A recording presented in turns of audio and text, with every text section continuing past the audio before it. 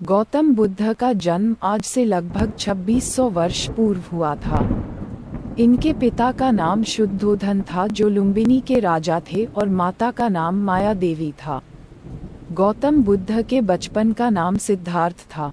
सिद्धार्थ की कुंडली देखकर एक ज्योतिष ने कहा था, बड़ा होकर या तो ये बालक बहुत बड़ा सम्राट बनेगा या बहुत बड़ा साधु सन्यासी। राजा शुद्धोधन चाहते थे कि उनका बेटा बड़ा होकर सम्राट बने, ना कि सन्यासी। उन्होंने सोचा कि व्यक्ति संसार के दुखों और पीड़ा से मुक्ति पाने के लिए सन्यासी बनता है। अगर सिद्धार्थ को किसी चीज का दुख ही न हो तो वो सन्यासी नहीं बनेगा।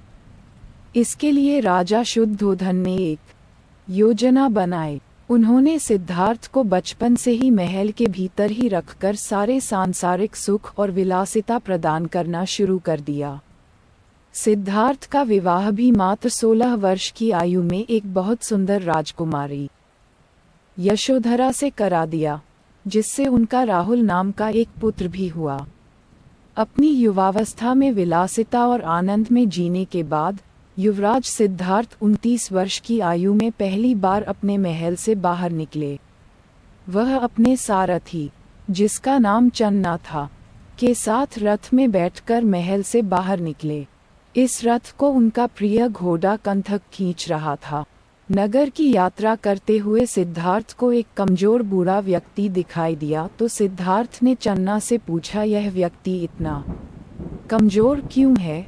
चन्ना ने उत्तर देते हुए कहा, युवराज, क्योंकि यह व्यक्ति अब बूढ़ा हो गया है। फिर सिद्धार्थ ने पूछा, क्या सभी व्यक्ति बूढ़े होते हैं? चन्ना ने कहा, हाँ युवराज, सभी प्राणी बूढ़े होते हैं। बुढ़ापा भी जीवन की एक सच्चाई है, जैसे बचपन और युवा अवस्था है।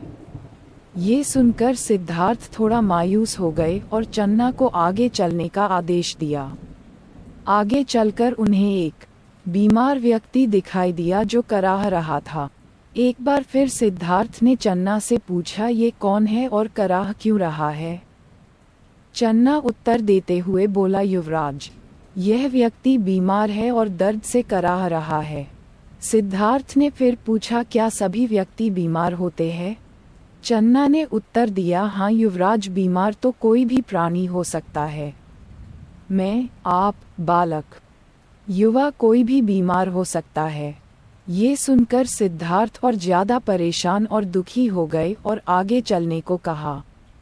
थोड़ा आगे चलने पर उन्हें एक शवयात्रा दिखाई दी, जिसके विषय में पूछने पर चन्ना ने बताया कि मृत्यु एक अटल सत्य है जो हर किसी को आती है। सिद्धार्थ, जिन्होंने आज तक जीवन में कोई दुख नहीं देखा था, बुढ़ापे, बीमारी और मृत्यु के इन तीन दृश्यों को देखकर मन ही मन अत्यधिक परेशान हो गए। सिद्धार्थ जीवन के दुखों के विषय में ही सोच रहे थे कि आगे चलने पर इन्हें एक सन्यासी दिखाई दिया, जो तपस्या में लीन था और एकदम शांत और खुश दिखाई दे रहा था। सिद्धार्थ ने चन्ना से पूछा, ये कौन है और ये इतना प्रसन्न कैसे है?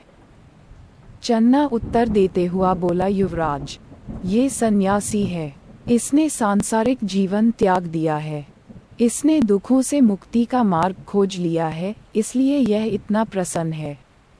महल में वापस आने पर भी कई दिनों तक बूढ़े, बीमार, मृत्यु एवं सन्यासी के उन चार दृश्यों के विषय में सिद्धार्थ लगातार सोचते रहे।